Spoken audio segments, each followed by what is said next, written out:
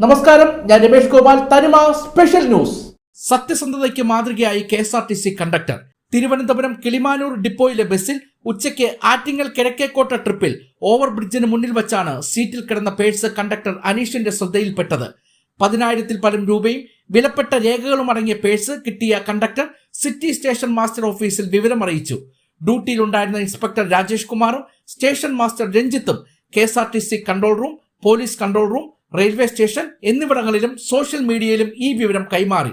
4 മണിയോടെ സിറ്റിയിലെ south station master ഓഫീസിൽ കാസർഗോഡ് സ്വദേശി സുകുമാരൻ ടിക്കറ്റ് സഹിതം സ്റ്റേഷൻ മാസ്റ്റർ സെലിൻ ദാസിനെ നേരിൽ കണ്ടു.